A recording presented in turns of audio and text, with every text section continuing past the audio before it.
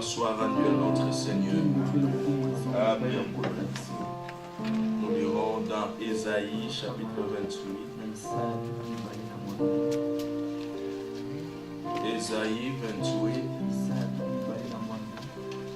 Nous commencerons à partir du verset 8. Et nous irons jusqu'au verset 13. Ésaïe chapitre 28, nous lirons à partir du verset 8 et nous irons jusqu'au verset 13. Nous lisons dans le nom de notre Seigneur Jésus-Christ. Toutes les tables sont pleines de vomissements, d'ordures. Il n'y a plus de place. À qui veut-on enseigner la sagesse? À qui veut-on donner des leçons? Est-ce à des enfants qui viennent d'être sévrés, qui viennent de quitter la mamelle? Car c'est précepte sur précepte, précepte sur précepte, règle sur règle, règle sur règle, un peu ici, un peu là. Eh bien, c'est par des hommes aux lèvres balbutantes et au langage barbare que l'Éternel parlera à ce peuple. Il lui disait: voici le repos. Laissez reposer celui qui est fatigué. Voici les lieux du repos. Notre Seigneur Jésus-Christ est ce lieu du repos. Mais ils n'ont point voulu écouter. Et pour eux, la parole de l'Éternel sera précepte sur précepte, précepte sur précepte, règle sur règle, règle sur règle, un peu ici, un peu là, afin qu'en marchant, il tombe à la renverse et se brise, afin qu'il soit enlacé et pris. Que le Seigneur bénisse ses paroles. Nous ne sommes pas ici pour écouter un peu ici, un peu là-bas. Non, nous sommes réunis pour écouter la parole véritable de notre Dieu. Nous ne sommes pas une dénomination qui prennent un peu ici, un peu là, mélanger leur pensée à la parole de Dieu. Et la finalité, c'est la mort. Mais nous sommes reconnaissants aujourd'hui car le Seigneur a voulu que nous puissions manger à sa table. Toutes les tables des dénominations sont pleines de vomissements. Il n'y a plus rien de bon. C'est pourquoi le Seigneur a dit sortez du milieu d'eux. Il n'y a rien à récupérer là-dedans. C'est pourquoi il doit nous restaurer. Parce que nous venons de là. Le Seigneur doit détruire tout ce qui est de nous-mêmes et remplacer à celui qui est de la parole de Dieu. Oui, nous nous laissons briser par le Seigneur, par sa parole, pour que tout ce qui n'est pas de lui puisse être détruit et que sa parole puisse prendre place. C'est notre prière encore aujourd'hui. Que le Seigneur puisse nous sonder encore, voir là où nous ne sommes pas encore sur sa voie, que par sa parole qu'il puisse nous briser pour que nous puissions être reconstruits, rebâtis. Nous avons besoin de cette parole. Nous mangeons à sa table. Cette nourriture qui donne la vie, c'est sa parole. Chacun de nous va prier encore ce matin. Implorons la grâce du Seigneur. Prions que le Seigneur puisse nous sonder par sa parole et puisse voir si nous ne sommes pas sur son chemin, qu'il nous ramène. Prions encore ce matin. Élevons nos voix. Supplions le Seigneur. Seigneur, par ta parole, nous voulons que toi tu nous parles encore aujourd'hui. Merci parce que tu nous as sortis des dénominations. Merci parce que toi tu n'as pas voulu que nous puissions manger sur les tables pleines de vomissements. Merci parce que tu n'as pas voulu que nous puissions écouter ta parole mélangée à la pensée de l'homme. Mais tu nous as mis à part, Seigneur, pour que nous puissions écouter ta parole. Oui, Seigneur, nous sommes heureux parce que nous sommes à ta table, mangeant la nourriture que toi-même tu as préparée. Mais Seigneur, nous prions aujourd'hui que tu nous sondes encore par ta parole. Vois encore ce qui ne va pas, ce qui est de nous-mêmes, Seigneur, ce qui est de Babylone, Seigneur. Par ta parole que tu brises, Seigneur, que tu nous restaures, que nous soyons comme toi tu l'as voulu, Seigneur. Quand tu parles, Seigneur, dans ta parole, tout ce que nous devons être, Seigneur, est contenu là-dedans. C'est pourquoi nous prions, Seigneur, que tu nous donnes cette parole. Oui, sans cette parole, nous ne pouvons pas arriver à l'achèvement. Cette parole, Seigneur, cette parole proche de toi, cette parole qui sort véritablement de toi, Seigneur. Nous ne voulons pas écouter les interprétations, Seigneur. Nous voulons recevoir ta parole qui sort du droit de ta bouche. Parle-nous encore aujourd'hui, Seigneur. Merci parce que tu nous as réunis. C'est en toi que tu as parlé, Seigneur. Tu nous as mis ensemble, Seigneur, pour atteindre ton but que tu as fixé pour nous. Nous avons besoin de toi. Sans toi, nous ne pouvons rien faire. Sans toi, nous ne pouvons aller nulle part, Seigneur. Nous avons besoin de toi. Nous avons besoin de ta parole. Tu as tout achevé pour nous, Seigneur. Oui, achève-nous, Seigneur, par ta parole. Ramène-nous, Seigneur. Nous avons besoin de toi. Oh, Seigneur, que cette parole pure, Seigneur, sans interprétation, la de nos serviteurs, Seigneur. Que nous puissions les recevoir avec joie. Dispose nos cœurs. Nous nous recommandons à ta sainte main ce moment béni de la parole que nous allons écouter. Toi, tu connaissais toi qui connais les besoins de tout un chacun. Oui, édifie-nous par ta parole. Réponds, Seigneur notre Dieu, par la parole. Seigneur, que par ta parole puissante. Console les cœurs. Guéris, Seigneur notre Dieu. Ta parole contient tout ce qu'il faut. Nous t'implorons, Seigneur. Pour que nous soyons, Seigneur, semblables à toi. Ce que nous désirons, Seigneur, c'est ta parole aujourd'hui. Car elle ne rentrera pas à toi sans produit. C'est à quoi elle a été destinée, Seigneur. Toi qui nous as appelés, C'est cette parole que nous avons besoin, Seigneur. C'est toi qui Dis un seul mot, Seigneur. Dans la vie de tout un chacun de nous. C'est toi qui as commencé que nous soyons ramenés. Ramène-nous, Seigneur. Brise nos propres connaissances, Seigneur. Et Seigneur, place ta volonté. Nous t'implorons, Seigneur. Nous implorons ta grâce, Seigneur. Nous voulons marcher dans ta voie. Sans cela, nous ne pouvons rien. Rapproche-nous de toi, Seigneur. Lave-nous et purifie-nous. Par cette eau de la parole, Seigneur. Nous savons que toi, tu oh, que ce temps, Seigneur, soit un moment spécial pour tout un chacun. Conduis-nous sur tes voies, Seigneur. Oui, si toi tu nous conduis, nous sommes sûrs, Seigneur. Voilà pourquoi nous te prions. Nous te prions encore ce matin, Seigneur. Merci, Seigneur. Oui. Parce que tu as voulu que nous sortions. Tu nous as fait sortir du mort. Merci, Seigneur. Tu nous as ramenés en toi, Jésus-Christ. Merci pour ce merci, Seigneur. Notre Dieu, insondable, parce que toi-même tu nous parles. Toi-même tu nous enseignes. Les premières, Seigneur. Et toi-même tu en nous Seigneur. Oui. Nous avons besoin de toi. Amour, Seigneur. Nous ne voulons pas dépendre de nous-mêmes, parce que nous recevons de toi cette semence. Mais nous voulons dépendre de toi, Seigneur.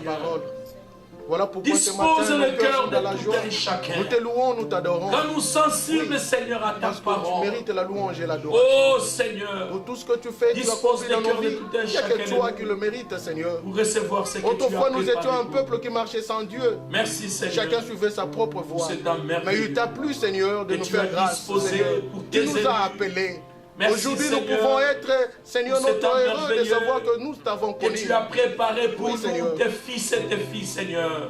Te connaître, pour nous donner ta parole. Joie, Seigneur, notre Dieu. Oui, Seigneur, nous nous disposons pour toi. C'est une grâce que nous recevons. Donne-nous toi-même à manger, Seigneur. Et voilà pourquoi nous nous réjouissons. Alors nous serons réellement remplis. Merci, Seigneur. Restaure-nous toi-même, Seigneur. Oui, alors nous serons réellement restaurés. Amen. Nous avons besoin de cette parole. Nous avons besoin de toi. Merci. Oui, Seigneur, détruis tout ce qui est de nous-mêmes. Oui. Détruis tout ce qui n'est pas de toi, Seigneur. Et remplace par ta volonté. Nous nous abandonnons entre tes mains. Utilise ton serviteur que tu as mis à part pour nous parler, Seigneur notre Dieu. Un seul mot nous suffit. Un seul mot, Seigneur. C'est ta parole que nous voulons recevoir. Parle-nous. Enseigne-nous. Sanctifie-nous. Sauve encore, Seigneur. Guéris encore, Seigneur. Purifie, édifie encore par ta parole puissante. Nous nous laissons entre tes mains. Prends place dans le nom de Jésus-Christ. Nous avons ainsi prié. Amen. Amen. Que le Seigneur nous bénisse tous. Nous sommes encore dans la joie d'être dans sa présence. Ces réunions sont des réunions d'une très grande importance. Il y a beaucoup de réunions par-ci par-là. Mais nos réunions sont très importantes. Car il a dit, rassemblez-moi mes fidèles. À ce moment, le Seigneur est en train de rassembler les siens pour nous préparer à son retour. La fidélité n'est pas liée à l'obéissance. Une femme fidèle, ce n'est pas celle qui obéit, ce n'est pas celle qui a le respect envers son mari. Mais la fidélité est liée à la sémence. Une femme fidèle, c'est celle qui reçoit la sémence seulement de son époux. Nous sommes fidèles parce que nous ne pouvons recevoir que la sémence venant du Seigneur. Nous ne mélangeons pas. Comme nous l'avons lu, il n'y a rien de bon en dehors du Seigneur. Tout ce qu'il y a, c'est le vomissement. Personne d'entre nous voudrait manger le vomissement. Mais gloire soit rendue à notre Dieu parce qu'il nous a réunis autour de sa table pour que nous mangeons seulement sa parole. Et le Seigneur nous donne à manger lui-même et qu'il nous nourrit par sa parole. Il soutient tout par sa parole. L'Écriture dit même au commencement, ce n'était que la parole. Quand lui prononce une parole, dans cette parole est contenu tout ce qu'il veut que nous soyons. Le Seigneur a dit que la lumière soit et la lumière fut. Il a dit ce jour-là devant la tombe de Lazare, Lazare sort. Mais dans cette parole était contenu le cœur nouveau était remplacé, un nouveau corps, ce qui était détruit a été remplacé, et Lazare est revenu. C'est cette parole que nous voulons écouter, qui nous préparera à son retour. Il revient certainement. Nous allons donner la parole à notre frère Félix, qui viendra pour nous parler de la part de notre Seigneur. Le frère Théophile qui m'a appelé ce matin m'a demandé de vous saluer au nom de notre Seigneur Jésus-Christ. Amen. Lui et sa femme vous ont beaucoup salué. Ils nous portent réellement dans leur cœur.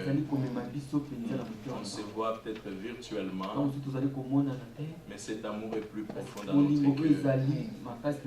Nous l'aimons aussi. Amen. Il est en ligne probablement avec nous. Oui, il est en ligne. Que le Seigneur te bénisse, frère Théophile. Amen. Et la sœur Claude Hélène. Oui. Que Dieu bénisse tout un chacun de nous. Nous laissons la place à notre Dieu pour nous parler de la part du Seigneur.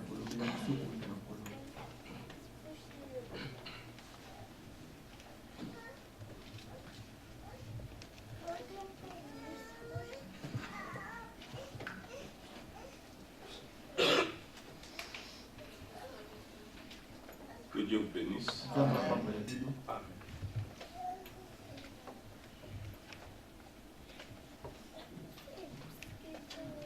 Nous sommes aussi heureux que notre frère soit rentré pour que nous ayons communion ensemble. De toutes les façons, nous persévérons ensemble. Il y a une des vérités bibliques dans l'œuvre de la rédemption, c'est qu'il n'y a pas de croyants indépendants des autres.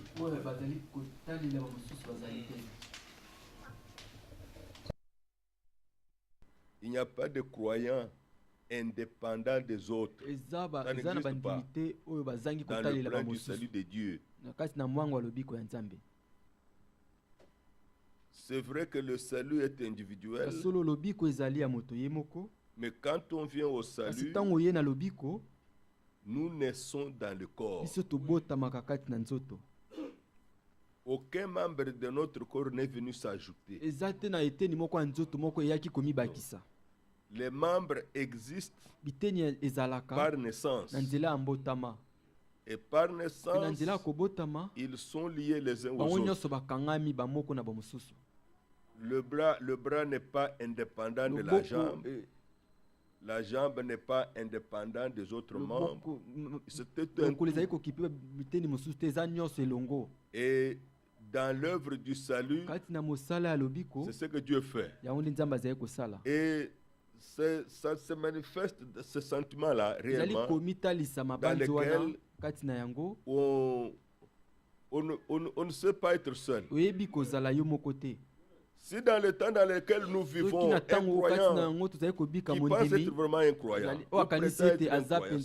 être seul, indépendant, ça n'existe pas. C'est pourquoi un croyant véritable, pour le temps dans lequel nous sommes, de la restauration de toutes choses, ne peut pas manquer d'avoir une assemblée locale. Pour être lié aux autres membres du corps, nous ne sommes pas tout le corps de Christ. Les autres membres sont aussi ailleurs. Mais nous sommes liés ensemble. Moi aussi, j'ai eu un coup de fil, notre frère Moïse ce matin. Il m'a appelé, nous avons parlé un peu. Vous voyez, c'est toujours cette communion-là. Qu'importe combien de distance nous sommes, le Seigneur est en train de réaliser ce corps de Christ. Bon. Que Dieu soit loué. Nous sommes dans la joie pour cela. Et notre frère Cléophas n'est pas là parce qu'il est allé à l'aéroport à Chicago récupérer la sœur qui doit arriver probablement d'ici 12h30, 13h. Notre sœur arrive aujourd'hui. Et Dieu voulant, le week-end prochain, nous serons ensemble. Je suis simplement allé chercher les enfants parce qu'ils devraient être ici au culte. Que le Dieu Tout-Puissant puisse être avec nous, nous bénir. Mais je voudrais quand même qu'on chante un chant de consécration des croyants. Un chant de consécration des croyants. Que tout ce qui est vraiment à nous soit consacré au Seigneur. C'est parce que nous nous approchons du mariage, des noces. Que tout ce qui est à nous soit consacré au Seigneur. Et que le Seigneur puisse produire cette intégrité à nous. Remarquez qu'avant que vienne Isaac, le Seigneur dit à Abraham, je suis El Shaddai. Marche devant ma face et sois intègre. Avant que Isaac apparaisse, Dieu voulait qu'Abraham soit tout entier. Parce qu'avant, il avait accepté quelque chose d'autre. Et Ismaël était né. Mais Dieu n'avait pas encore accompli sa promesse. Dieu n'avait pas encore accompli sa promesse. Et il lui a dit, je suis le Dieu Tout-Puissant. Je suis El Shaddai. Rien n'est impossible à moi. Repose-toi sur moi. Et sois intègre. Puisse Dieu produire cette intégrité à nous et que nous puissions réellement lui appartenir.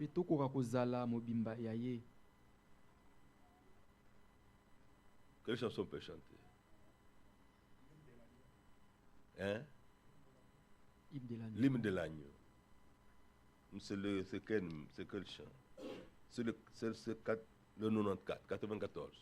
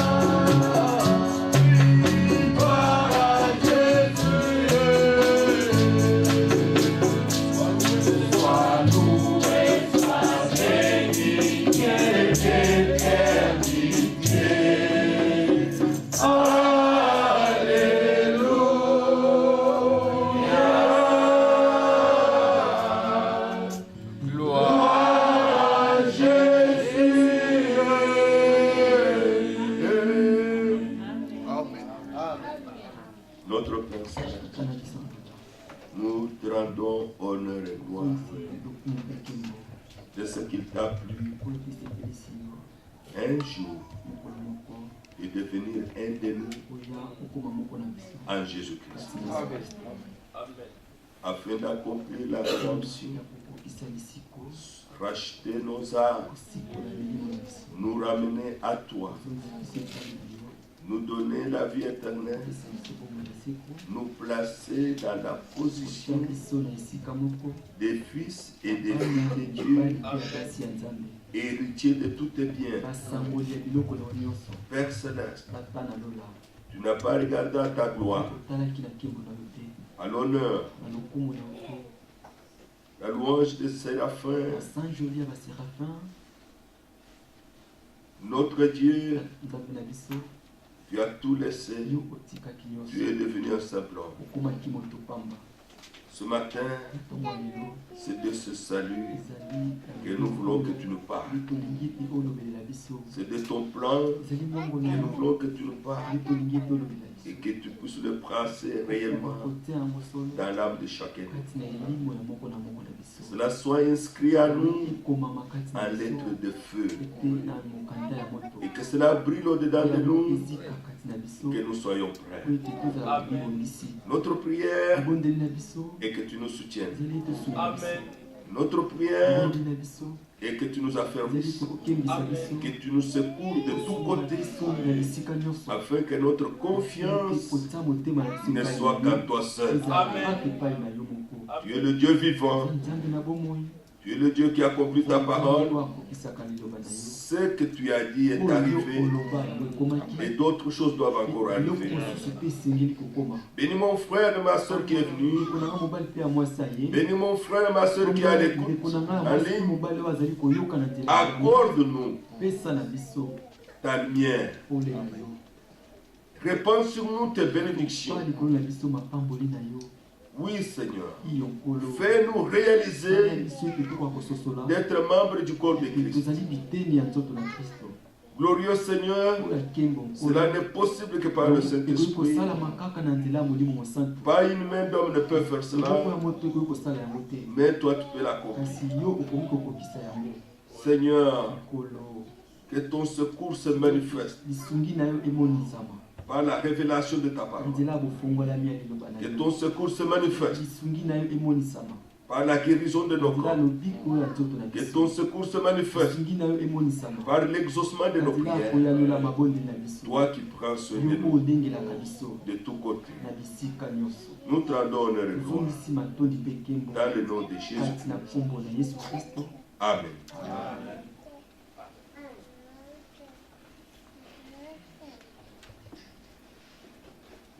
Nous avons lu dans Matthieu 28, plutôt dans Ésaïe 28, du verset 8 jusqu'au verset 13, en rapport avec la nourriture que les fils et les filles de Dieu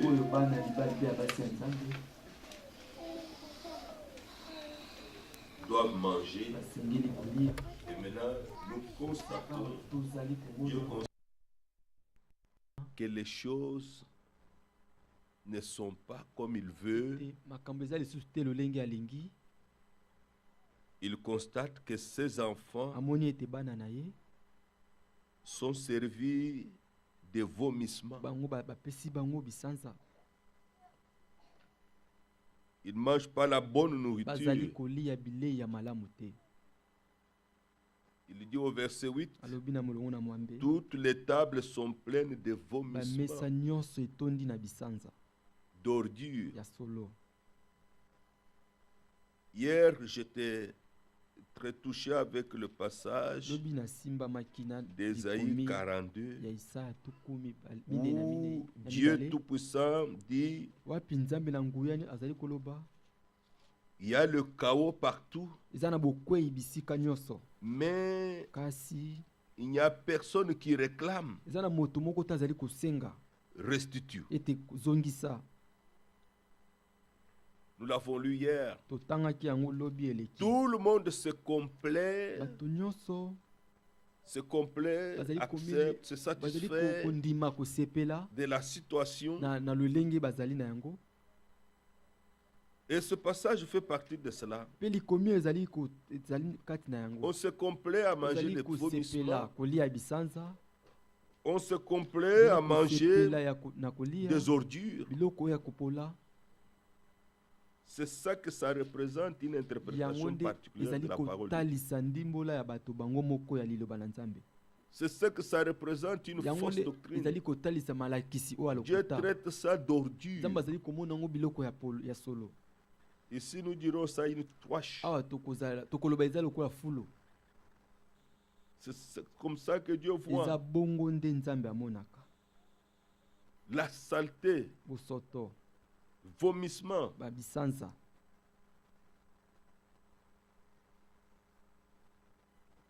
Il n'y a que les chiens qui retournent à leur vomissement.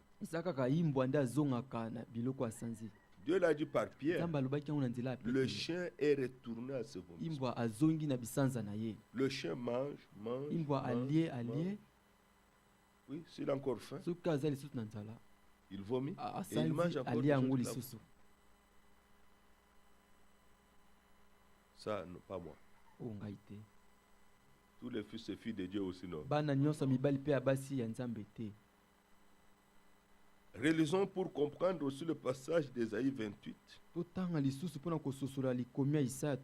Dans Ésaïe 42 d'abord.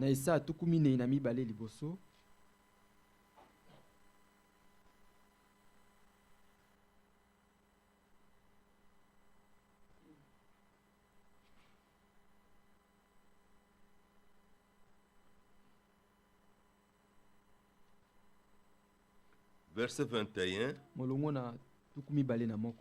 Le Seigneur a voulu pour le bonheur d'Israël publier une loi grande et magnifique. Comme nous l'avons vu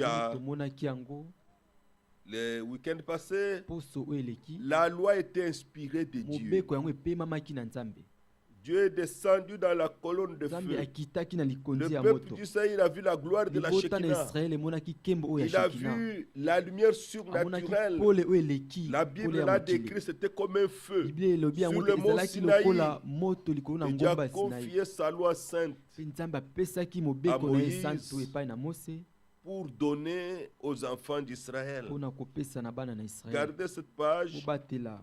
Prenons Galates 3. Comment Paul décrit cela en une seule phrase. Au verset 19. Au verset 19. Galates 3, verset 19. Pourquoi donc la loi?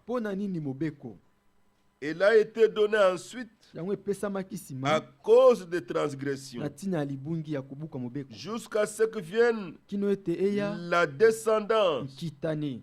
Dans King James, c'est écrit la semence, à qui la promesse avait été faite. Cette semence, c'est Christ. Elle a été promulguée par des anges au moyen des médiateurs. Le médiateur, c'était Moïse. C'est lui qui a amené au peuple ce que le Seigneur avait donné.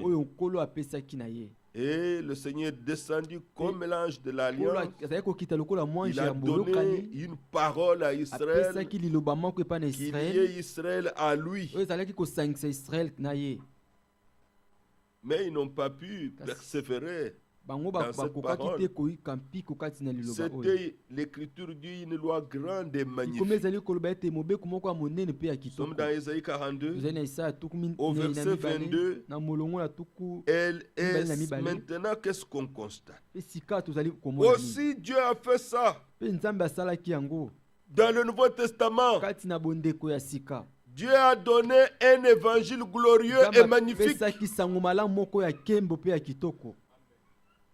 Une parole véritable d'amour, du salut.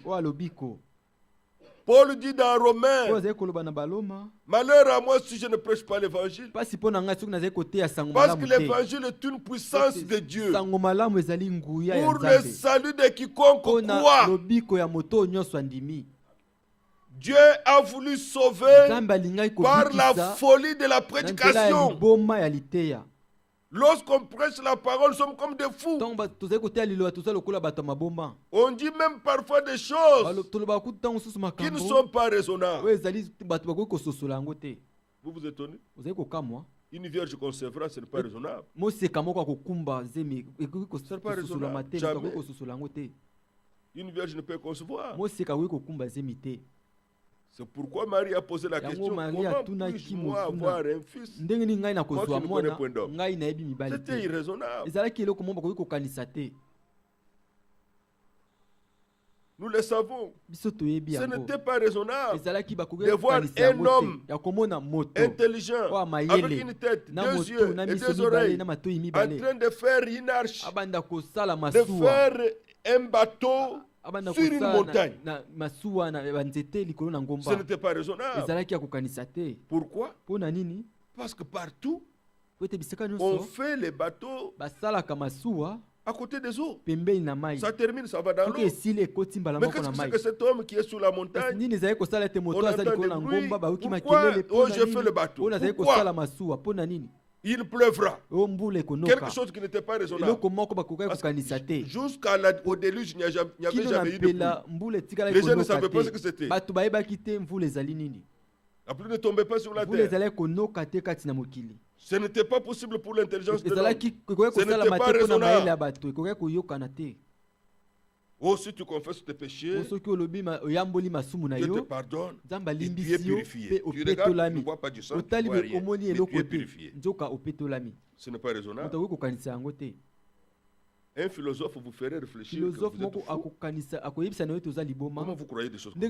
Où est le sang? Où est-ce que ça est? Et Dieu répond, la vie est dans le sang. La vie qui était dans... Ce qui était dans le sang de Jésus, c'était la vie. Et la vie, c'était le Saint-Esprit. C'est lui qui fait l'expiation. Mais la vérité est que celui qui est passé réellement par la bonne repentance, d'une manière miraculeuse, surnaturelle, il ressent la paix avec Dieu. Il réalise qu'il a la communion avec Dieu. Voilà. Une loi grande et magnifique.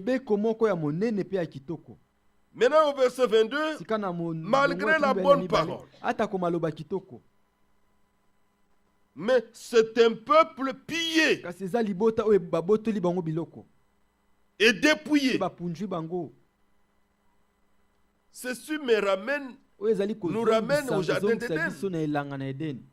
Dieu avait tout donné à Adam et Ève. Mais Adam et Ève se sont retrouvés dépouillés de tout. Ils n'avaient plus la puissance. Ils n'avaient plus l'autorité divine. Aujourd'hui, c'est pratiquement la même chose. Pratiquement la même chose. Avec l'Église. C'est un peuple pillé, dépouillé. Alléluia. L'Écriture dit, c'est un peuple, on les a tous enchaînés dans des cavernes, plongés dans des cachots. Sont dans les cachots, enchaînés dans les cachots, plongés dans des cachots. Ils ont été mis au pillage et personne ne les délivre. Remarquez que dans l'Ancien Testament, tous les miracles ont eu lieu, même la résurrection des morts, ça a eu lieu. Beaucoup de choses se sont accomplies, mais cela n'a pas amené au plus grand miracle, la délivrance du péché. Cela n'a pas eu lieu. C'est pourquoi j'étais obligé d'offrir les boucs,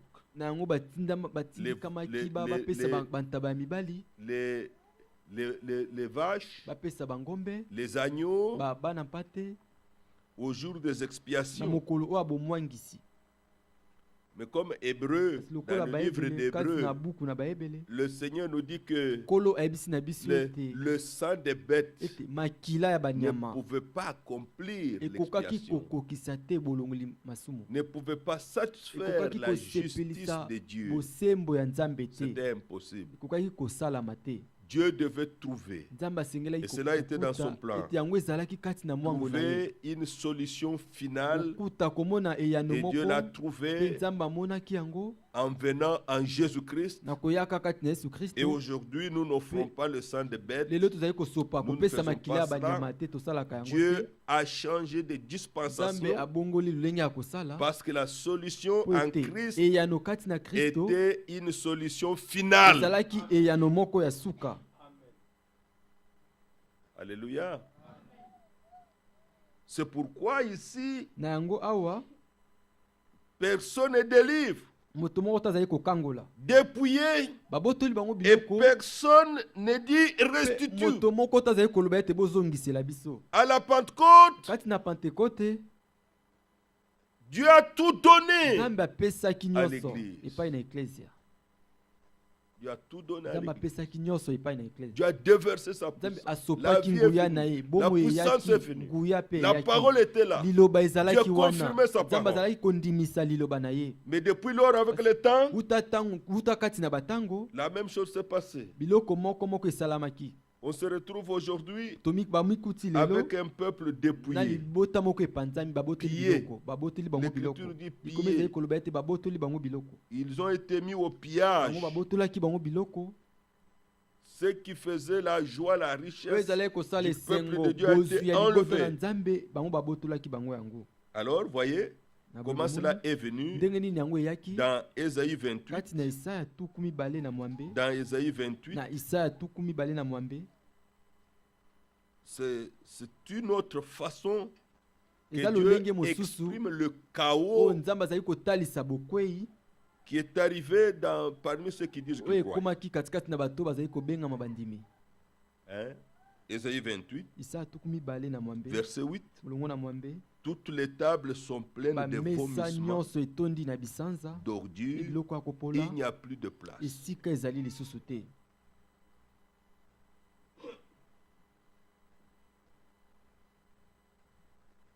Remarquez même que ceux qui écrivent des livres, des hommes intellectuels, des femmes intellectuelles qui ont étudié dans les domaines différents. Ils ont même ce qu'on appelle les droits réservés. Vous n'avez pas le droit de changer quoi que ce soit. Qu'ils ont mis là-dedans sans les consulter. Les livres sont protégés, les recherches sont protégées, les découvertes sont protégées. Et nous remercions tous ces gens, ils ont fait de grandes choses qui nous ont beaucoup aidés. Aujourd'hui, nous avons la technologie. Nous avons des frères qui nous écoutent en direct, qui nous voient même en Allemagne, en Angleterre, en Afrique. Aux Indes, ils suivent la réunion que nous avons ici.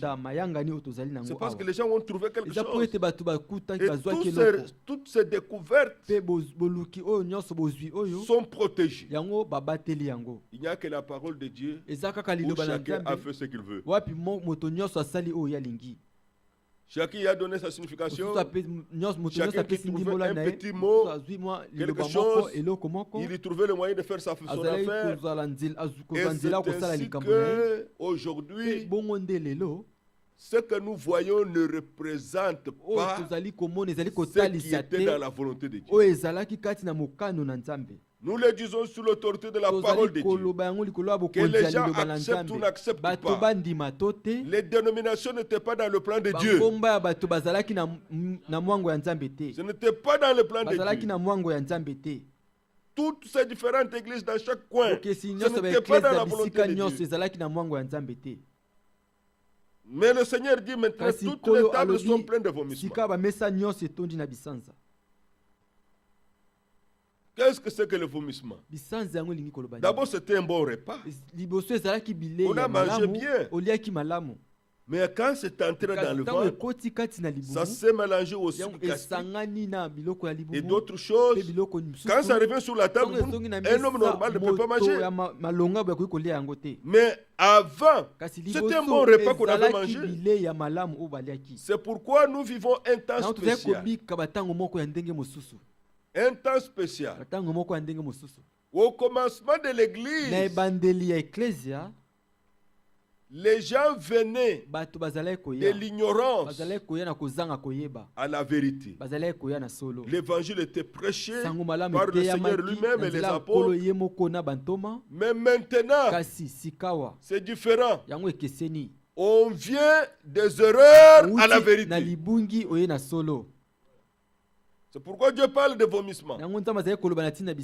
Ici dans le verset 9 d'Ésaïe 28, il dit: à qui veut-on enseigner la sagesse? À qui veut-on donner des leçons? Et ça des enfants qui viennent d'être ses frères, qui viennent de quitter la mamelle. Et qu'est-ce que Dieu constate? Au verset 10. Car c'est précepte sur précepte, règle, précepte sur précepte, règle sur règle, règle sur règle. Alors, chaque église, chaque dénomination a fait ses propres règles, a fait ses propres préceptes. Chez nous, chacun a donné ses propres règles. Il y a des églises dans lesquelles, où quand on vient comme ça, vous devez tous laisser les chaussures dehors. Ça, c'est chez eux.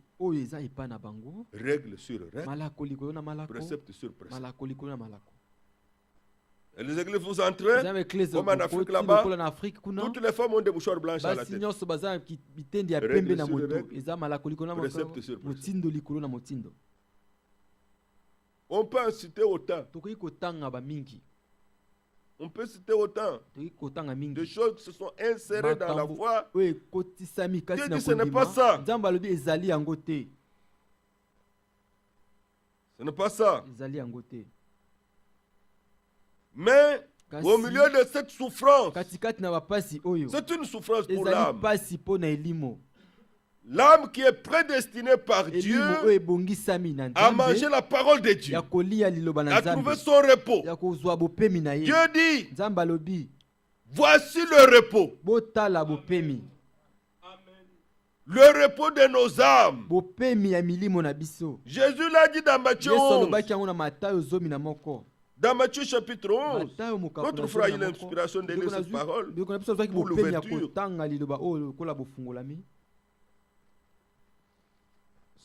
C'est merveilleux.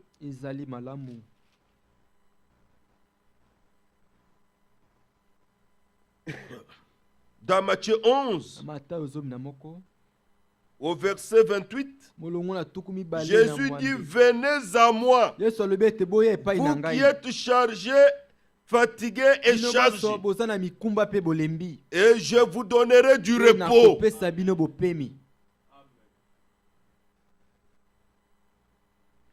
À mon travail, c'est même presque partout. Quand on arrive vendredi, même les chefs vous parlent: It's Friday. It's Friday. Tout le monde se réjouit parce qu'on sait que Friday, on ne travaille pas. Après le travail, c'est fini. Le samedi, on se repose. Tout le monde. Il y en a même beaucoup, on cause, on se réjouit. Alors à cette heure qu'on ne vous demande pas overtime. C'est la tête, c'est un malheur qui vient d'arriver. Un malheur qui vient d'arriver. On souhaite se reposer. Ne fatiguer de toute la semaine. Dieu parle un langage que les hommes peuvent comprendre. Dieu voulait l'âme que l'âme ait le repos. L'âme ne peut trouver du repos que dans la parole de Dieu. Ne peut trouver son repos qu'en Christ. Il leur disait: voici le repos. Laissez reposer celui qui est fatigué. Vous ne pouvez l'être qu'en Jésus-Christ. Voici le lieu du repos. L'âme de tout homme sera en repos dans le rafraîchissement qu'en Jésus-Christ, dans la parole de Dieu. C'est pourquoi ce que Dieu a pensé en premier dans le programme de restauration de toutes choses, comme nous parlions hier, c'était restaurer d'abord la parole de restauration. La parole elle-même d'abord. Jérémie 31. Jérémie 31.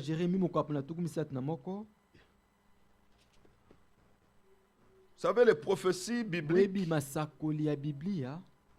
s'adresse tantôt à Israël, s'adresse tantôt à l'Église, au peuple de Dieu, né de nouveau.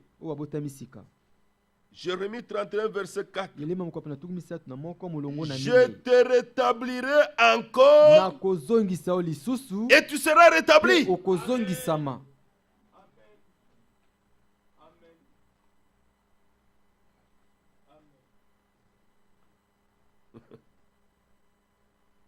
On ne peut rétablir qu'après que ce qui avait été établi a été dérangé. Ça a été dérangé. Et Dieu dit, je vais te rétablir. Il prend la responsabilité de nous rétablir dans la vraie foi, dans le véritable évangile, de nous rétablir dans sa volonté, dans ses pensées, dans la vraie adoration. Jérémie 33. J'aime cette responsabilité que Dieu prend.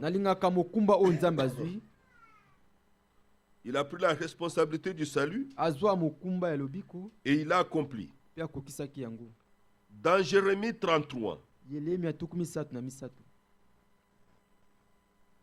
ceux qui étaient captifs, d'abord à Israël, ils ont été captifs. Il dit, je ramènerai les captifs de Juda et les captifs d'Israël, je les rétablirai comme autrefois. Vous savez qu'Israël n'était pas une république. Israël était une royauté, selon la volonté de Dieu. Dieu promet qu'il va les rétablir comme autrefois. Alors si vous allez dans le prophète Ézéchiel, il dit ils auront encore un roi comme David, comme autrefois. Et ça, c'est quand il rétablira le royaume d'Israël, quand Jésus-Christ régnera sur toute la terre.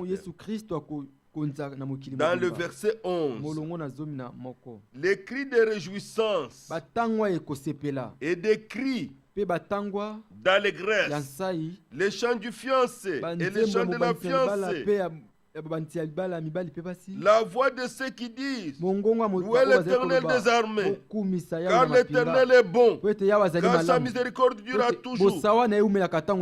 La voix de tous ceux qui offrent des sacrifices d'action de grâce dans la maison de l'Éternel, car je ramènerai les captifs du pays, je les rétablirai comme autrefois, dit l'Éternel.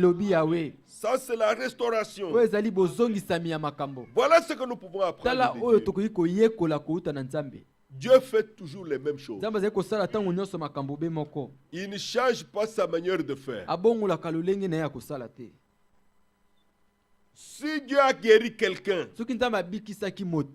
par la foi, quiconque croira sera aussi guéri. Dieu ne change pas. Il ne faut pas venir d'une autre manière.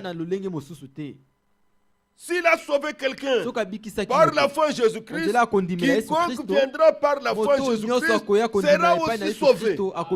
Parce qu'il a dit, je suis l'Éternel, je ne change pas. Dans Hébreu, il est dit, Jésus-Christ est le même hier, aujourd'hui et éternellement. Ce que Dieu ne peut pas être, c'est varier tout le temps. Nous varions tout le temps. L'homme varie dans ses promesses, l'homme varie dans ce qu'il a dit, il peut même renier ce qu'il a dit, il peut même s'excuser, s'il est poli, il est un homme respectable, il s'excuse. Je m'excuse d'avoir dit ça, je m'excuse d'avoir dit ça, je ne l'ai pas fait, je m'excuse d'être venu, de n'être pas venu comme j'avais promis. Oui, mais Dieu ne s'excuse pas. Dieu ne s'excuse pas parce que Dieu est toujours fidèle. C'est pourquoi l'Écriture dit dans Nombre 23, il n'est pas un homme pour mentir, ni un fils d'homme pour se repentir. C'est-à-dire, il lui dit quelque chose, puis il doit s'excuser. Oh, je m'excuse. J'avais parlé trop vite. Je n'avais pas pensé qu'un événement comme ça viendrait déranger. Donc, excusez-moi, mes enfants. Non, ça c'est quel Dieu? Ce n'est pas lui. Le Dieu de la Bible. Le Dieu d'Israël. D'Abraham. Il dit à Abraham, écoute Abraham, à cette même époque, l'année prochaine, Sarah aura un fils. C'était réglé. Comment tout condescend, sa parole s'accomplit. Il ne changera pas sa parole. Il ne changera pas ce qui est sorti de sa bouche. Il ne changera même pas sa nature. Dieu demeure le même. Alors si vous trouvez qu'il est à mesure de restaurer Israël, il peut restaurer l'église. Il peut ramener son peuple. Il peut restituer ce qui a été perdu. Il peut remplacer l'homme dans la vraie foi. Alléluia. Voilà ce qu'il a fait avec Paul. Hier, nous avons lu dans Actes chapitre 13, Actes des Apôtres, la manière dont il a conduit Paul. Il a fait sortir de la dénomination des pharisiens. Il l'a rencontré sur le chemin de Damas. C'était dans la colonne de feu, comme exactement au temps de Moïse. C'est pourquoi Paul ne pouvait pas dire à cette lumière, à la voix qui lui parlait, qui es-tu Seigneur, Seigneur? Non, il ne pouvait pas dire ça. Qui es-tu Adonai? Il ne pouvait pas s'adresser à quelque chose d'autre. Il avait compris. Alléluia. Amen. Que c'est le même Dieu de l'Ancien Testament qui m'a rencontré sur le chemin. Mais qui es-tu? La réponse vient. Je suis Jésus que tu persécutes. Le Yahvé de l'Ancien Testament, c'est Jésus-Christ dans le Nouveau Testament. La même lumière. C'est pourquoi, bien-aimés frères, l'évangile du matin, au commencement avec les apôtres, c'est le même évangile maintenant au soir, avant le retour du Seigneur. Alors, quand Paul a fait cette expérience, il a été conduit dans tous les chemins du salut sans s'en détourner. Il a rencontré le Seigneur. Il est même devenu aveugle. Il ne voyait même plus. La lumière qui lui est apparue à midi était plus forte que la lumière du soleil. C'est la gloire de la Shekinah. La même lumière que Moïse voyait. C'est la même lumière qui est venue vers Paul. Dieu se manifestait dans cette lumière. Et le Seigneur lui a parlé, il a entendu la voix du Seigneur sortir de cette lumière. Comme la voix sortait aussi de la lumière par là Moïse. Dieu ne change pas. Dans le Nouveau comme dans l'Ancien Testament, il est le même. Et voilà que il lui parle et le Seigneur lui a envoyé Ananias. Et Ananias lui dit, Acte chapitre 22,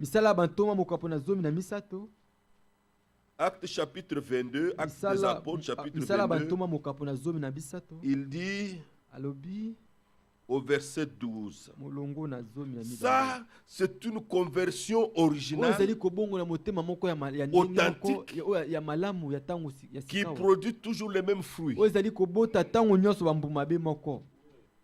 Ce que nous disions hier, nous ne sommes pas ici pour pousser les choses. Non, non, non. Là où Dieu a agi, comme il a toujours agi, il y a les mêmes fruits. Prenez le maïs, semez le maïs, vous voyez tous les champs qui sont autour de nous, vous verrez toujours le même maïs. La loi de Dieu disait dans Genèse 1, verset 11, chaque semence doit se reproduire selon son esprit. Alors comme nous le disions encore hier, je le répète encore aujourd'hui, comme notre souci et par la grâce de Dieu, nous prêchons ici la parole biblique, nous devons avoir les résultats bibliques. Et les résultats bibliques existent déjà. Il n'y a pas à inventer. Vous n'avez qu'à prendre le livre des Actes des Apôtres et les épîtres pour voir ce qui a été fait et ce que vous vivez. Si c'est la même parole, ça produit la même chose. S'il est dit que ceux qui acceptent la parole furent baptisés, ceux qui acceptent encore la parole aujourd'hui sont baptisés. Et s'ils ont été baptisés, ils ont reçu le Saint-Esprit. Il est dit qu'ils persévéraient pas dans l'enseignement des pasteurs. Non, ils persévéraient dans l'enseignement des apôtres. On doit voir la même persévérance. Dans la fraction du pain, dans les prières, et on doit persévérer aussi dans la communion fraternelle. Voilà pourquoi nous avons dit qu'il n'y a pas de croyants indépendants comme ça. Il n'y a pas de croyants indépendants.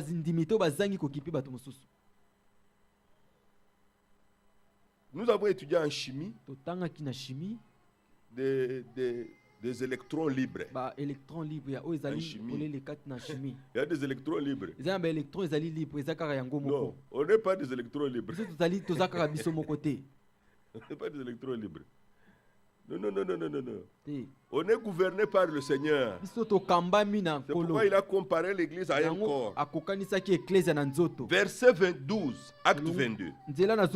Or, un nommé Ananias, homme pieux selon la loi, et de qui tous les Juifs demeurant à Damas rendaient un bon témoignage, vint se présenter à moi. Cet homme, le Seigneur lui était apparu, et le Seigneur lui avait parlé d'aller à Damas, d'aller rencontrer Paul. Et lorsqu'il est arrivé voir Paul, au verset 13, il me dit, Saul, mon frère, recouvre la vue. Parce qu'il était envoyé. L'envoyé de Dieu dit, les paroles de Dieu. Jean 3, verset 34. C'est ce que Jésus a dit. L'envoyé de Dieu dit toujours les paroles de Dieu. L'envoyé de Dieu ne dit pas ses propres paroles. L'envoyé de Dieu ne lie pas les gens à sa personne. L'envoyé de Dieu lie les gens avec Dieu. C'est ça notre rôle. La prédication, c'est vous montrer comment aller à lui. Et aujourd'hui, cet évangile n'existe plus. Aujourd'hui, cet évangile est venu à moi. Moi ici, c'est moi. Il ne s'agit pas de ça. Il ne s'agit pas de ça. L'homme ne sauve pas. Amen. Mais qui est Paul?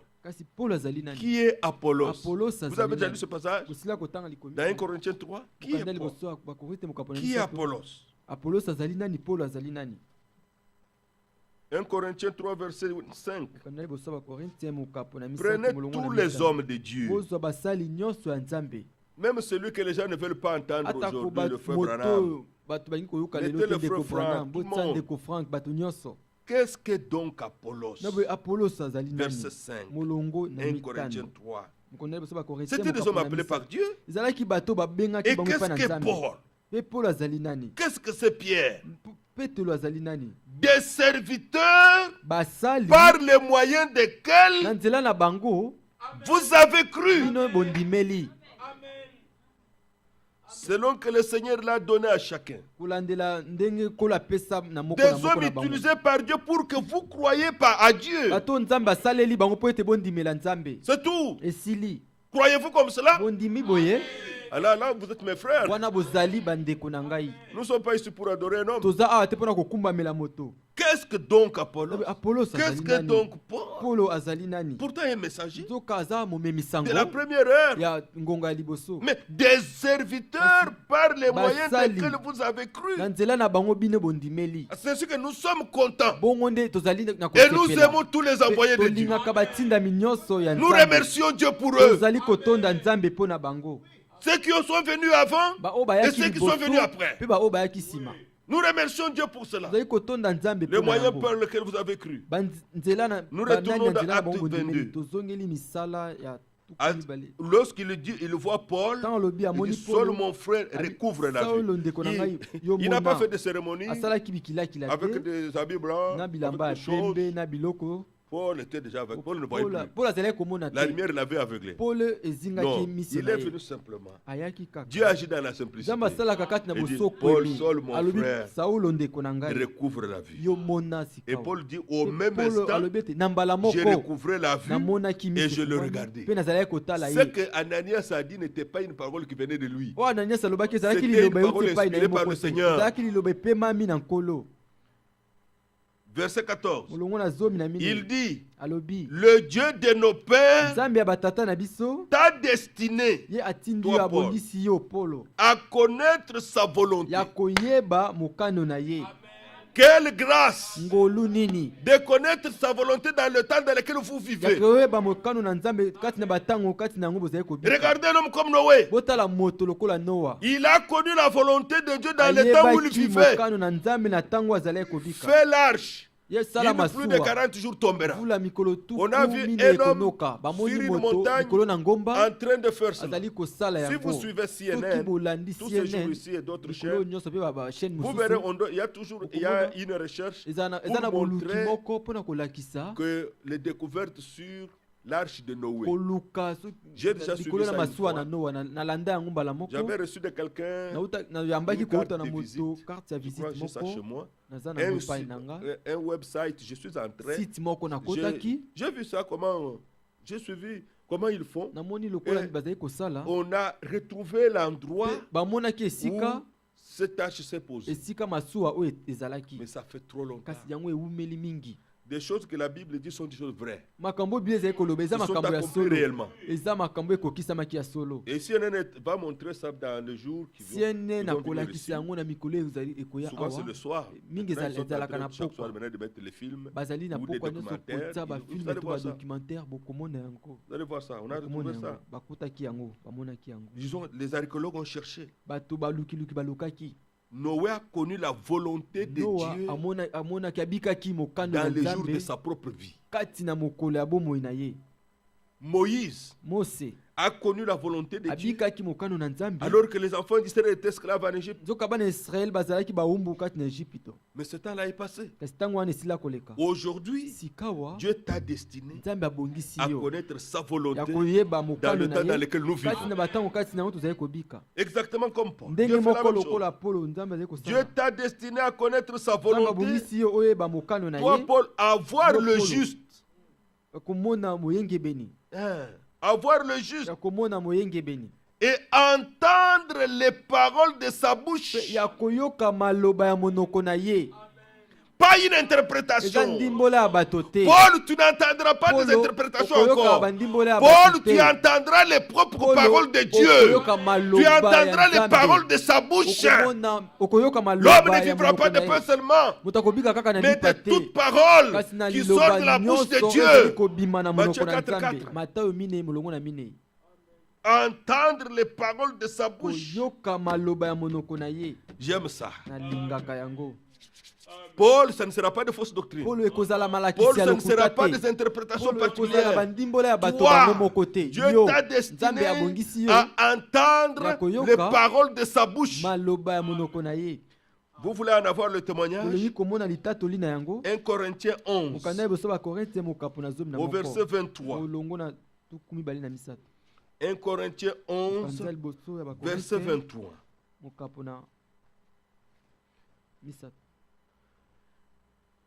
Paul n'a pas vécu avec les autres apôtres qui vivaient avec Jésus. Ils mangeaient ensemble, ils marchaient ensemble. Paul n'était pas là. Jusqu'au moment où on a arrêté le Seigneur, on l'a crucifié. Paul n'était pas le jour, le soir où ils ont fait la Sainte Seine. C'est que tout le monde appelle la communion. Paul n'était pas là. Il n'a pas vécu cet événement. Ce jour-là, le soir, on a arrêté le Seigneur. Il n'était pas là. L'Écriture dit au verset 23, 1 Corinthiens 11, Paul donne il dit, car j'ai reçu du Seigneur. Amen. J'ai reçu du Seigneur ce que je vous ai enseigné. Je n'ai pas fait la théologie. Je ne suis pas allé au pied de quelqu'un.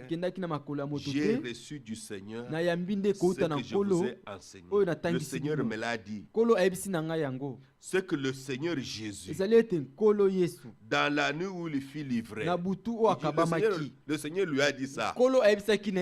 Il prit du pain. Et si vous lisez dans Matthieu 26, c'est comme ça que ça s'est passé.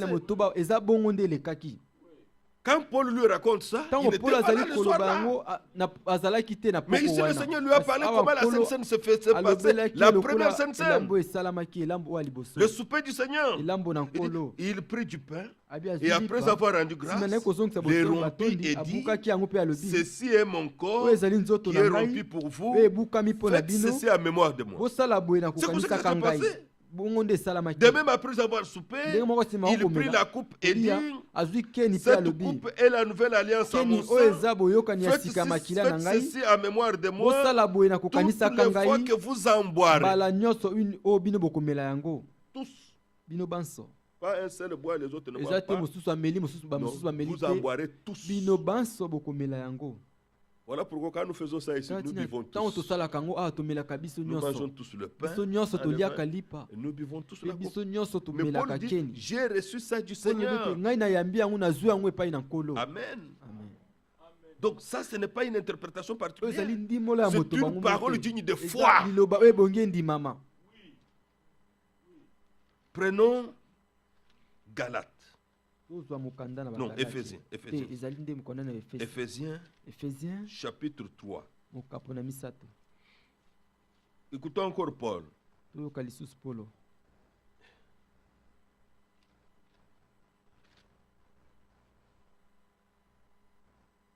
J'aimerais avant d'arriver à Éphésiens, prendre d'abord Galates 1. Galates 1. Galates 1, parce que ça se suit. Galates 1, au verset 11. Il dit, je vous déclare, frère, que l'évangile qui a été annoncé par moi, Paul, n'est pas de l'homme.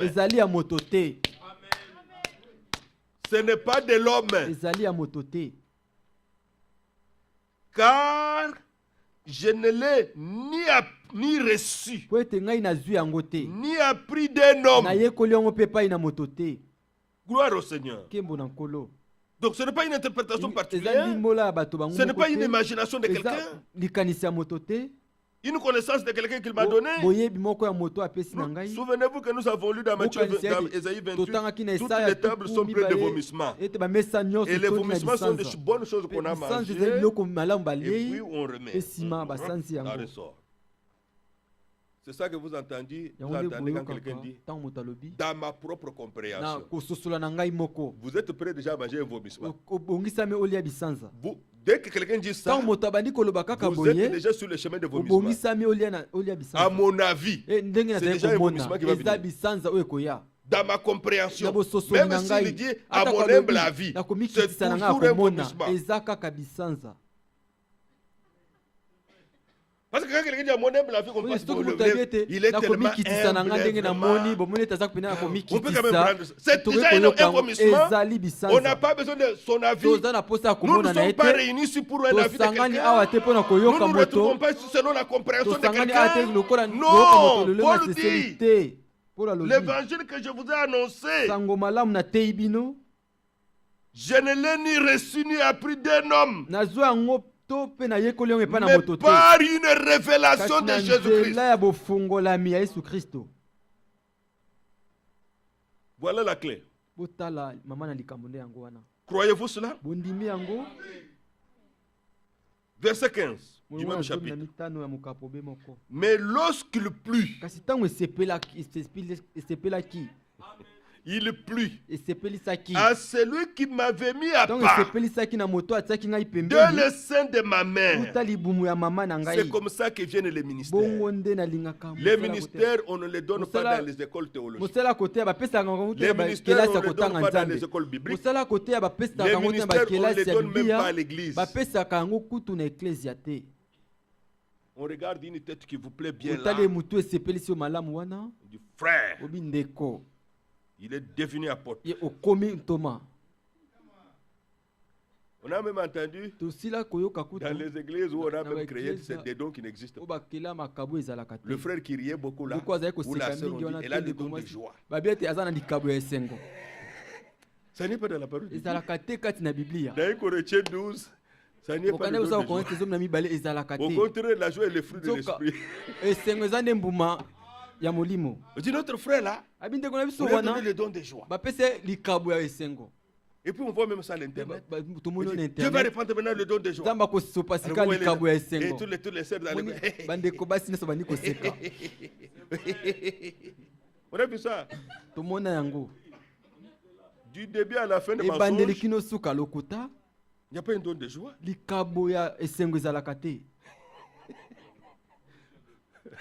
Onction de joie. On n'a même pas vérifié avec l'écriture. Tout ça, des vomissements. Dieu soit loué, il nous en délivre. Mais lorsqu'il plut à celui qui m'avait mis à part, de l'essai de ma mère, la décision est prise avant même que tu ne sois né. C'est à quoi tu es appelé et déterminé avant même que tu sois né. Ne le demande même pas. La lumière va éclater, tu le sauras.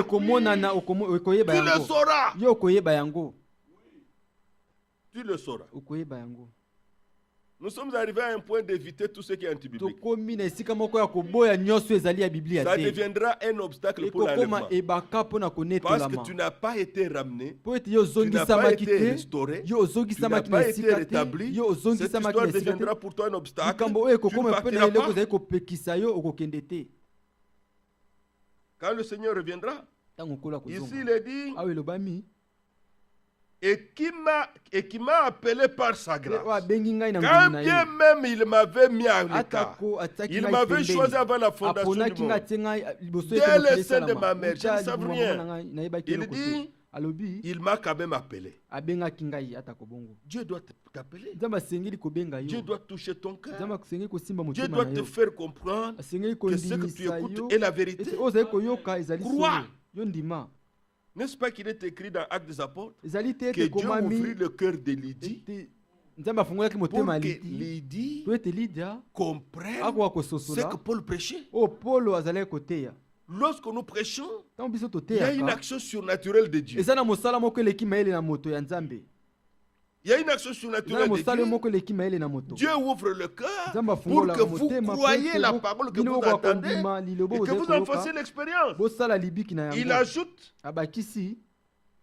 Galates 1 là où nous étions, au verset 15, verset 16 maintenant, Dieu révélait à moi son Fils afin que je l'annonce parmi les païens.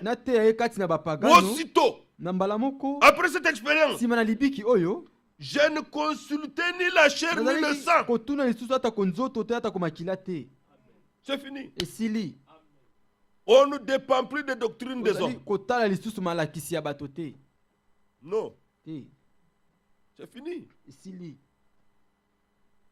Mais partout où Dieu parlera, on reconnaîtra la voix de Dieu. On reconnaîtra la voix de Dieu. Mais vous savez ce qu'il a fait après? Malgré l'excellence de ce qu'il a reçu comme révélation, Paul a voulu faire asseoir ça de façon biblique. C'est comme ça que Paul, il dit au chapitre 2, 14 ans après, j'ai monté de nouveau à Jérusalem avec Barnabas, ayant pris Tite avec moi. Ce fut d'après une révélation que je montais. Et qu'est-ce qui s'est passé? Il dit, je leur exposé l'évangile que je prêche parmi les païens. Parce qu'au chapitre 18, 3 ans après son expérience-là, Paul, il n'est pas allé, il est monté à Jérusalem pour faire la connaissance de Céphas.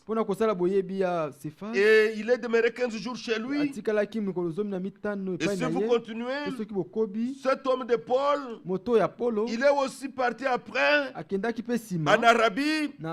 Il est resté là-bas pour comparer avec l'Ancien Testament. Pour voir les types. Si ça concorde. C'est pourquoi il dit dans Hébreu, ces choses étaient des ombres, mais la réalité est en Christ. La réalité est en Christ. Mais qu'est-ce qui s'est passé? Voyez, lorsque vous lisez au verset 17 du chapitre 1, il dit, je ne monte point à Jérusalem vers ceux qui furent apôtres avant moi, mais je partis pour l'Arabie, mais je reviens encore à Damas. C'est à ce moment qu'il est allé comparer. Si c'est le même Dieu, ça doit être en accord avec ce qu'il a dit déjà avant. Alors, il a vu que ces choses dans l'Ancien Testament étaient des types, étaient des ombres. Et c'est comme ça que Paul a écrit le livre des Hébreux. Le hébreu, ça vient de l'Ancien Testament. Il a vu l'évangile briller, sortir, la bonne nouvelle. Il va parler du sang. Il va parler des 3 parties du tabernacle. Il va parler des souverains sacrificateurs. Il va parler du trône de la grâce. Toutes ces choses de l'Ancien Testament. C'est Paul. Maintenant, il ne s'arrête pas là-bas. Il dit, mais il y a eu quand même des frères qui ont cru avant moi, qui étaient avec Jésus. Je veux leur exposer ce que j'ai reçu. Et il est allé. C'est ce qu'il dit ici.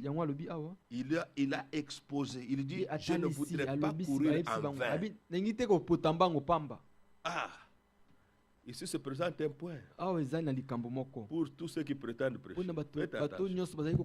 Vous n'êtes pas les premiers dans le royaume de Dieu. Il y en a qui prêchent déjà ces choses avant vous. L'humilité vous conduira à venir, frère. J'ai reçu un appel de Dieu. L'appel, on ne le conteste pas. C'est entre toi et Dieu. Mais qu'est-ce que tu as reçu? La substance. Qu'est-ce que tu as reçu? Maintenant, expose. Tu dois être en mesure d'exposer l'évangile. Nous ne voulons pas ces histoires qui naissent comme ça d'elles-mêmes. Non. Ce n'est pas la manière de faire de Dieu.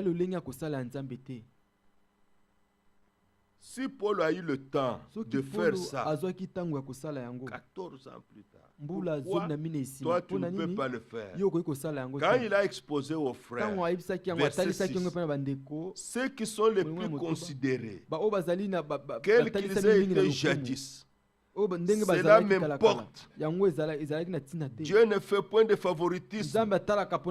Ceux qui sont les plus considérés ne m'imposaient rien. Au contraire, voyant, Pierre était assis, l'apôtre Jean était assis, Jacques était assis. Ils ont écouté Paul. Paul dit, voyant, ils ont vu, voyant que l'évangile m'avait été confié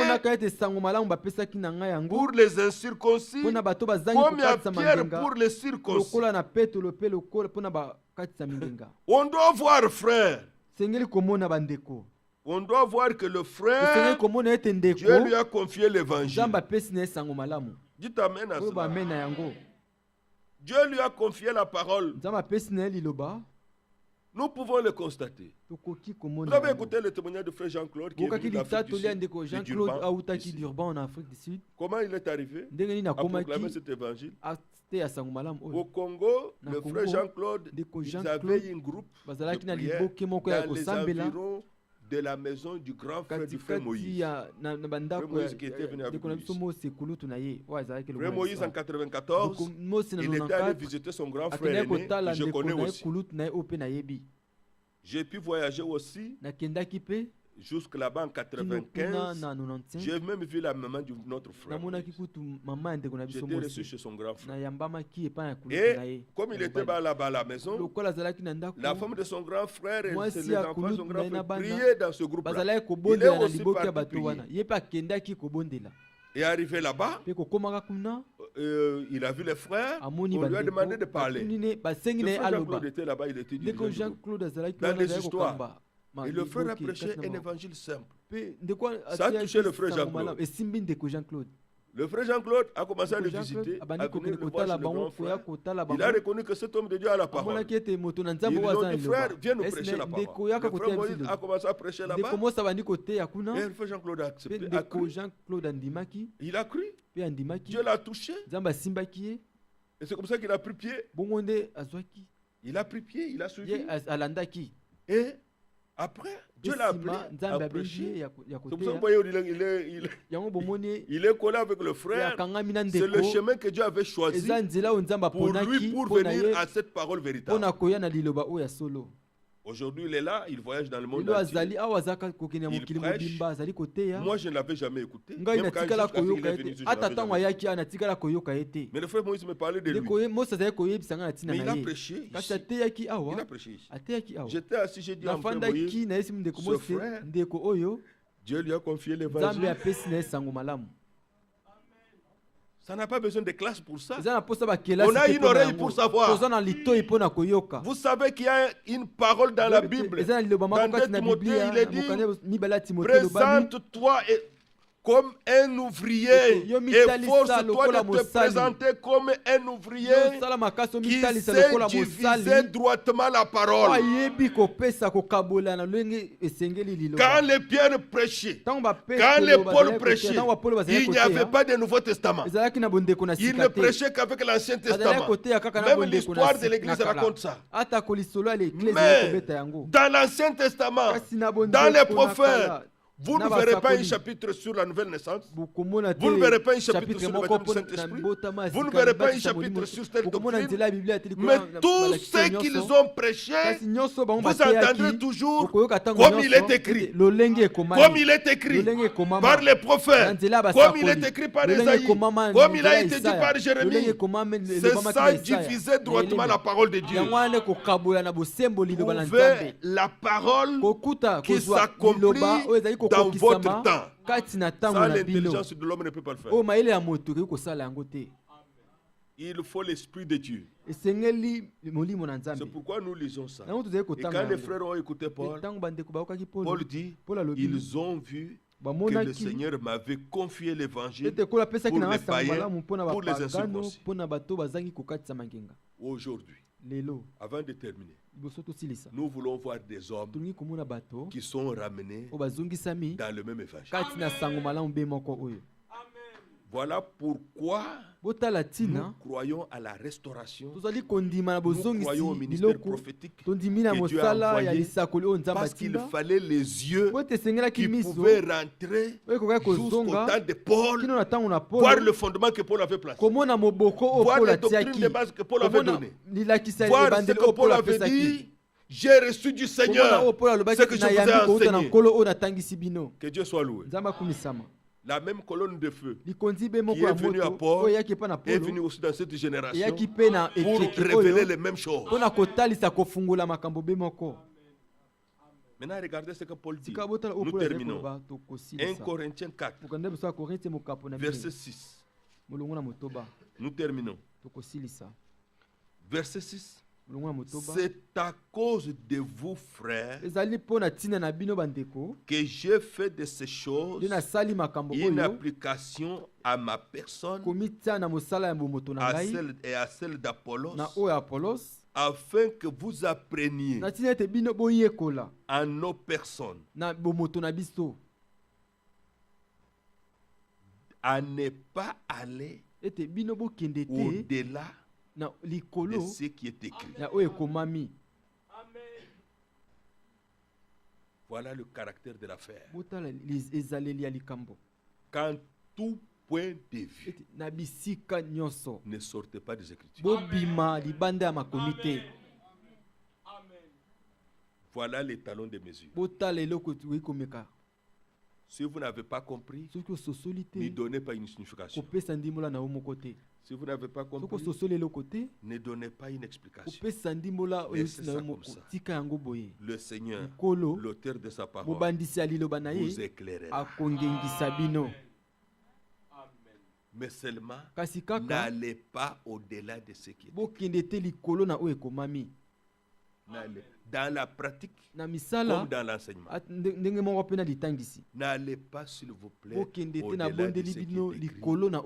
Au-delà de ce qui est écrit, vous êtes déjà sorti du champ de Dieu. Vous êtes déjà livré à toute autre chose.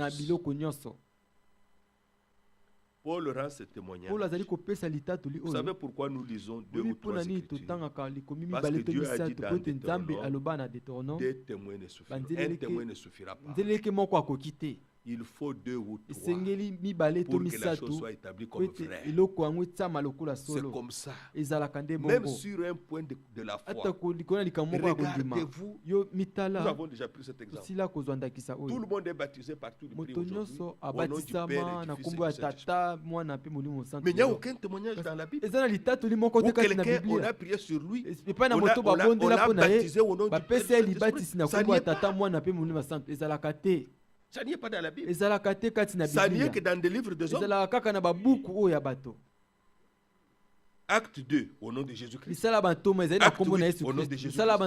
Acte 10, au nom de Jésus-Christ. Acte 19, au nom de Jésus-Christ. Romains chapitre 6, au nom de Jésus-Christ. Mais d'où est venue la formule Père, Fils, Saint-Esprit? Ah, mais c'est Jésus qui a dit. Mais Jésus a dit au nom du Père, du Fils et du Saint-Esprit. Mais vous savez que Père et Fils sont des titres dans la famille. Ce ne sont pas des noms. Vous avez un last name. Votre last name est le nom de votre Père. C'est ce qu'il voulait dire. Le Père, le Fils ont le même nom. Tu es un gomme, non? Mais derrière là-bas, il y a un gomme. Dieu soit loué. Papa Ngome est là, c'est son père. C'est le nom qu'il a. Tous ses enfants ont pris aussi Ngoma. Sa femme a pris Ngoma. C'est ça, non? Le nom du Père, du Fils, c'est le même nom. Le nom qui est au Père, c'est le nom qui est au Fils. Et quand les apôtres ont compris par le Saint-Esprit, sans s'attaquer, sans se faire du mal les uns les autres, Matthieu n'a pas dit à Pierre, s'il te plaît, c'est moi qui ai écrit Matthieu 28, 19 à 20. Comment expliquer que tu es dit à tout le monde, répandez-vous, que chacun de vous soit baptisé au nom de Jésus-Christ. Même Matthieu a compris que cela était la révélation. Le nom du Père Saint-Esprit, c'est le Seigneur Jésus-Christ. Ça n'avait pas de problème. Alors Paul dit dans Acte 26, au verset 22, mais grâce au secours de Dieu, j'ai subsisté jusqu'à ce jour, rendant témoignage devant les petits et les grands. Et j'aime la déclaration. Sans m'écarter en rien de ce que les prophètes et Moïse ont déclaré devoir arriver. Je ne suis pas sorti des Écritures. Je suis resté dans les écrits de Moïse et des prophètes. Et c'est ça que nous avons entre nos mains. Alors je ne me suis pas écarté. Je ne suis pas sorti sans m'écarter en rien. Mais d'où viennent les fausses doctrines? D'où viennent les vomissements? On prend un point, on court avec. On prend une chose, on court avec. Ah, nous sommes les églises où on prie les pieds nus. Pourquoi? Parce que Moïse, quand il était devant le buisson ardent, la voix lui a dit, enlève tes chaussures. Mais ce n'est qu'à Moïse qu'on a vu ça. Où est-ce que vous avez trouvé dans la Bible, on a pratiqué que pour prier, il fallait enlever les chaussures. On prend un point, on court avec. Mais vous allez dans Luc, et dans d'autres passages, vous trouverez Jésus va parler du bon samaritain. Et vous verrez encore dans les évangiles, vous trouverez que Judas, après avoir trahi le Seigneur, est allé se pendre. Alors vous dites, bon, maintenant, nous prenons les Écritures. Vous lisez, Judas alla se pendre. Et vous allez encore dans Luc, le Seigneur enseignant sur le bon samaritain. Il dit, qui était son prochain? Est-ce que c'est le Lévite, le sacrificateur ou le Samaritain? L'homme répond, c'est le Samaritain qui a aidé cet homme qui était tapé, battu, on lui a tout pris. Il l'a aidé. Alors le Seigneur dit, toi aussi, va et fais de même. Alors tu lis ici, Judas alla se pendre. C'est écrit. Et tu vas là-bas, toi vas faire de même. Est-ce que tu vas aller te pendre? Oh frère, mais c'est écrit. Non. Ça doit être dans son contexte. Ça doit être dans son contexte. Vous ne pouvez pas diviser. Vous avez mal placé. Vous n'allez pas vous pendre. Que Dieu vous bénisse. Restez dans les Écritures.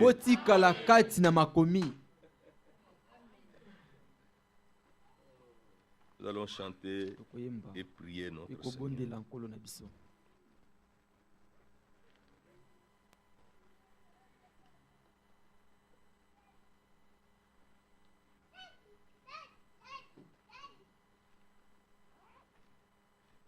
Chantons le 49.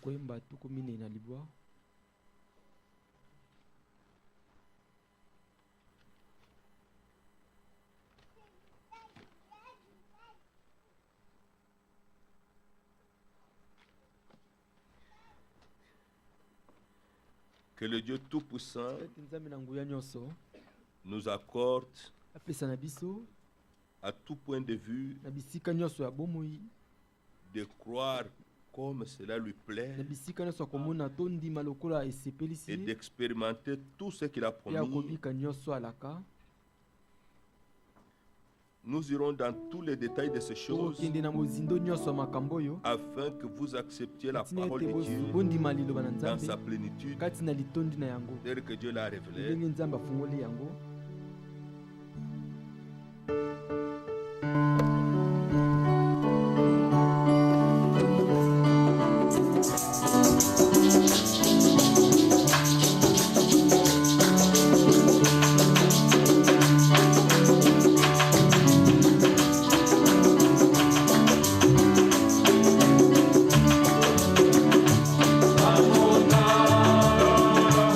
Assurance,